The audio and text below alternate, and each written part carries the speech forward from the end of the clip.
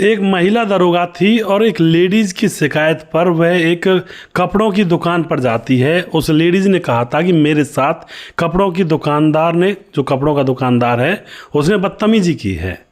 अब उसके बाद जो महिला दरोगा होती है उस कपड़ों की दुकान के मालिक के पास जाती है और वहाँ जाकर कहती है क्यों भाई, तुमने इसको परेशान क्यों किया। तो जो कपड़ों की दुकान का मालिक होता है वह कहता है मैडम जी, हमने इसको परेशान नहीं किया, बल्कि यह तो हमसे सस्ते में सामान खरीदना चाहती थी, लेकिन जब हमारा पड़ता ही नहीं पड़ता, यानी कि जब हमें मतलब बचेगा ही नहीं कुछ, तो फिर हम इसको सस्ते में कैसे दे देंगे। इस बात के ऊपर यह हमें उल्टा सीधा खरी खोटी सुनाकर उल्टा चली गई है और ऊपर से पुलिस लेकर आई है। और अगर आपको यकीन ना हो तो हमारा वर्कर है, इसको आप पूछ लीजिए। अब उसके बाद जो वर्कर होता है वह मुड़ कर के जब उस महिला दरोगा की तरफ देखता है तो महिला दरोगा उस वर्कर की तरफ देख करके उसके तन बदन में सिहरन सी पैदा हो जाती है। और उसके बाद दोस्तों यहाँ पर वह महिला दरोगा उस लड़के को देख करके जो दुकान में होता है एक ऐसा डिसीजन लेती है जिससे उसकी ज़िंदगी ही बदल जाती है। क्या तो यह मामला था, क्या पूरी कहानी थी, पूरी जानकारी यहाँ पर लेने वाले हैं। वीडियो को लास्ट तक ज़रूर देखा करें, इन कहानियों से हमें बहुत कुछ सीख मिलती है और मनोरंजन भी हो जाया करता है। नमस्कार, मैं हूँ सुदेश कुमार और मेरे गोपाल चैनल में आपका स्वागत है। दोस्तों, यह घटना उत्तर प्रदेश की है। उत्तर प्रदेश के अंदर प्रमोद नाम का एक लड़का है जो कि 9वीं क्लास में पढ़ा करता है, पढ़ने में बहुत होशियार है। उसके माता पिता हैं, ज़्यादा अमीर नहीं है, मजदूर टाइप के हैं, लेकिन वह अपने बेटे को पढ़ा लिखा कर बड़ा अफसर बनाना चाहते हैं। और जो प्रमोद है वह अच्छी खासी पढ़ाई लिखाई में ध्यान रखा करता है और प्रमोद की क्लास में ही एक लड़की पढ़ा करती है जिसका नाम नीलम होता है। नीलम उसके साथ पढ़ती तो है, लेकिन दोस्तों नीलम मन ही मन में उसे चाहती भी है। अब 9वीं क्लास के बच्चे हैं, क्या प्यार करेंगे, लेकिन मन ही मन में एक अट्रैक्शन उसके प्रति था। अब यह बात प्रमोद को पता नहीं थी। हालांकि यहाँ पर प्रमोद देखा करता था, जो नीलम थी उसकी तरफ कैडी कैडी नज़रों से देखा करती थी, तो इस बात को प्रमोद गौर किया करता था, लेकिन ज़्यादा इसकी तरफ ध्यान नहीं दिया करता था। अब क्या होता है, अच्छे स्कूल में पढ़ रहा था, सब कुछ अच्छा चल रहा था, माँ बाप अच्छा कमाते थे मजदूरी करके, लेकिन अचानक एक दिन उसका पिता जो मजदूरी पर जा रहा था उसका रास्ते में एक्सीडेंट हो जाता है और उसकी मौत हो जाती है मौके पर ही। पिता की मौत हो जाती है, प्रमोद अंदर से टूट जाता है। प्रमोद, अब उसकी माँ घर में अकेले रह जाते हैं। उसके बाद घर का खर्चा भी होता है, घर का किराया भी देना होता है, तो प्रमोद अब पढ़ाई को छोड़ देता है। और पढ़ाई छोड़ने के बाद वह मेहनत मजदूरी में लग जाता है, कहीं किसी के यहाँ काम करना, कहीं किसी नौकरी में लग जाना। इस तरह से अपने जीवन को गुजार रहा था और इस तरह से माँ बेटे दोनों अपना गुजर बसर कर रहे थे। दोस्तों, धीरे धीरे समय गुजरता है। उधर जो नीलम थी उसकी क्लास में पढ़ा करती थी, वह बीए वगैरह कर लेती, ग्रेजुएट कर लेती है और उसके माँ बाप उसे अच्छा खासा पढ़ा रहे थे, माँ बाप अमीर थे। और अब यहाँ पर नीलम पढ़ लिख कर महिला दरोगा बन जाती है और बहुत खुश होती है और उसके बाद माँ बाप भी उसके बहुत खुश हैं। अब महिला दरोगा हुए उसको 6 महीने गुजर चुके थे। 6 महीने से अपना काम अच्छी तरह से कर रही थी और जो नीलम थी वैसे भी उसके घर में कोई कमी नहीं थी।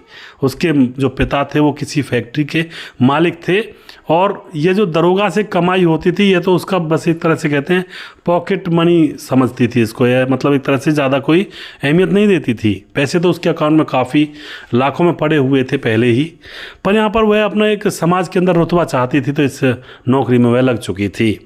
अब तो 6 महीने अच्छी तरह से नौकरी करती है। 6 महीने के बाद एक महिला का उसके पास फ़ोन आता है कि मैडम जी एक दुकानदार ने मेरे साथ बदतमीजी की है। तो जैसा कि मैंने आपको कहानी के स्टार्टिंग में बताया, वह दुकान पर जाती है, दुकानदार को धमकाती है। दुकानदार कहता है मैडम हमारी कोई गलती नहीं है, यहाँ पर यह महिला हमसे सस्ते में सामान खरीदना चाह रही थी और हम इससे मना कर रहे थे, इसी के ऊपर यह गर्म हो गई और उल्टा हमें बुरी भली इसने सुना दी। अब उसके बाद महिला सोचती है कि ये तो मेरी पोल पट्टी खुल जाएगी और जो दुकानदार होता है वह कहता है कि हमारा नौकर है, आप इससे भी पूछ सकते हैं। तो जो नौकर होता है वह मुड़कर जब देखता है कहता है मैडम जी इस महिला की गलती है और सेठ जी की कोई गलती नहीं है। लेकिन दोस्तों यह बात तो उसने कह दी थी, लेकिन जब वह मुड़कर देखता है तो महिला दरोगा उसकी तरफ देख ही रही थी, लगातार देखी जा रही थी नीलम। अब एकदम से जो महिला दरोगा होती है वह प्रमोद से कहती है कि आप नीचे आइए थोड़ा, और एक साइड में ले जाकर उससे कहती है तुम प्रमोद ही हो ना। अब जो लड़का होता है वह कहता है हाँ मैडम मैं प्रमोद हूँ, लेकिन आप मुझे कैसे जानती हैं। अब लड़की कहती है महिला दरोगा कि तुम मुझे नहीं जानते, मैं तुम्हारे साथ क्लास में पढ़ी थी, नीलम मेरा नाम है। और उसके बाद दोस्तों वह लड़का याद कर लेता है हाँ तुम तो मेरी तरफ घूर घूर कर देखा करती थी, वही नीलम हो ना। नीलम हंस पड़ती है और कहती है हाँ मैं घूर घूर कर देखा करती थी क्योंकि मुझे तुम बहुत प्यारे लगा करते थे। उसके बाद दोनों एक दूसरे को फ़ोन नंबर दे देते हैं और जो महिला होती है जो शिकायत लेकर आई थी महिला दरोगा के पास, उसको डांट कर भगा दिया जाता है कि ये तुम्हारे ऊपर केस उल्टा लगा दूंगी मैं, किसी को इस तरह से नहीं फंसाया करते हैं। अब तो फ़ोन नंबर दोनों के आपस में एक दूसरे के पास पहुंच चुके थे। रात को बात करते हैं, एक एक घंटे तक बात चलने लगती हैं और बचपन के बारे में पूछती है वह जो लड़की होती है नीलम दरोगा कि तुमने पढ़ाई लिखाई क्यों छोड़ दी, तुम ऐसी कंडीशन में क्यों थे, तुम तो बहुत होशियार थे, तुम तो अफसर होते। प्रमोद कहता है कि मेरे पिता की मृत्यु हो गई थी और मुझे घर संभालना पड़ा, इसलिए मैं पढ़ाई को छोड़ बैठा और ये परिस्थितियाँ मेरे सामने आई। अब तो इनकी बातचीत होने लगती हैं। एक दिन ऐसा होता है जो प्रमोद होता है उसका फ़ोन जो होता है वो छत से गिरकर टूट जाता है। उसको बनने में 3-4 दिन लगते दुकानदार ने कहा था। तो वह ना मैडम के पास फ़ोन कर पा रहा था, ना ही मैडम उसके पास फ़ोन मिला पा रही थी। मैडम सोचती है कहीं नाराज़ तो नहीं हो गया या फिर फ़ोन क्यों नहीं मिला रहा, वह बहुत ज़्यादा परेशान हो जाती है। और चौथे दिन के बाद जब उसका फ़ोन चलता है प्रमोद का, तो बहुत सारे मैसेज उस पर आए पड़े थे व्हाट्सएप पर। अब उनको देख करके प्रमोद तुरंत फ़ोन करता है और कहता है नीलम मेरा फ़ोन टूट गया था इसलिए मैं फ़ोन नहीं कर पाया और इसके लिए मुझे माफ़ कर दो। अब तो जो नीलम होती है वो कहती है अच्छा ये बात थी। तो उसके बाद दोस्तों यहाँ पर नीलम को इतना अच्छा लगता है कि भाई 4 दिन में उसको ऐसा लगा था कि उसकी दुनिया उजड़ गई हो। अब नीलम एकदम से प्रमोद से कह देती है कि मैं तुमसे शादी करना चाहती हूँ और प्रपोज कर देती है। जो प्रमोद होता है वह कहता है मैडम आप क्या कह रही हैं, मैं कहाँ गरीब आदमी, आप कहाँ दरोगा बन चुकी हैं और आपके घर वाले मुझे एक्सेप्ट ही नहीं करेंगे। लेकिन दोस्तों नीलम कहती है कि आज से 2 दिन पहले जब तुम्हारा फ़ोन बंद था मेरे घर वालों ने मेरे लिए लड़का ढूंढ लिया है कहीं, और मैंने उनसे कहा नहीं मैं अपनी मनपसंद के लड़के से शादी करूंगी और वह 1 महीने के लिए कहीं बाहर विदेश गया है। तो घर वालों ने उस रिश्ते को रोक रखा है और अब तुमसे मुझे मिलना है। तो उसके बाद प्रमोद को वह एक होटल में बुलाती है और कहती है उससे आते ही कि तुम ये बताओ तुम किस काम को कर सकते हो, तुम्हारी रुचि किस काम को, किस बिज़नेस को, किस व्यापार को करने में है। प्रमोद बता देता है मेरी रुचि तो ये कपड़े वगैरह की दुकान लगाने में है।